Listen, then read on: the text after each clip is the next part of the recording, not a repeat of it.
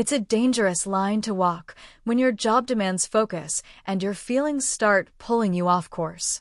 I never imagined I'd find myself in this position.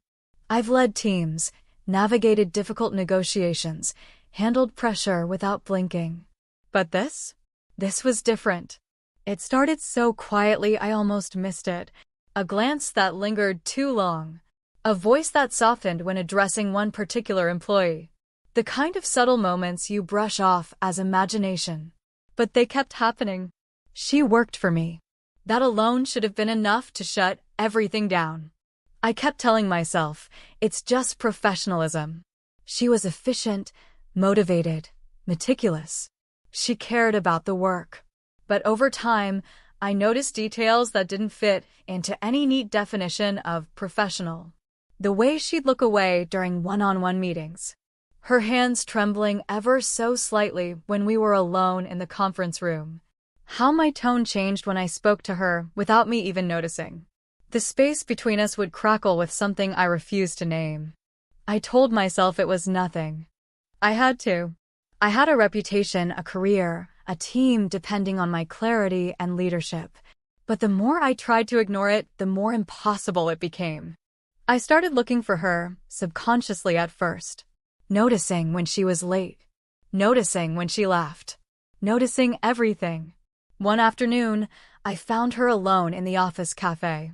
She was buried in project data, headphones in, a half-empty coffee next to her. She looked exhausted, like she wasn't just fighting deadlines, but something deeper. I didn't plan to approach her. It just happened. "Everything okay with the project wrap-up?" I asked, trying to keep my voice light. She jumped slightly, tugging her earbuds out. "Yeah, just double-checking the data," she said, her voice carefully even. I should have walked away. But instead, I leaned a little closer, resting my hand on the table, far too close to hers. "I've noticed you've been a bit distant lately." She looked up, eyes flickering with something unspoken. "It's just focus. I want this project to succeed." She was trying to stay in control. So was I. "Take care of yourself too," I said, standing before I did something even dumber. "Even while you're holding everything together." In the days that followed, I couldn't stop thinking about that conversation. Every word. Every pause. I overanalyzed it to death. Was I imagining the tension? Was I projecting? I told myself it was stress. That everything would go back to normal once the deadline passed. But on the final night before delivery, the office emptied.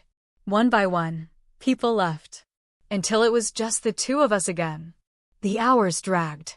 The air between us felt impossibly heavy. We sat across from each other, the hum of the lights overhead, the quiet clack of keyboards. It would have been so easy to pretend this was just another long work night.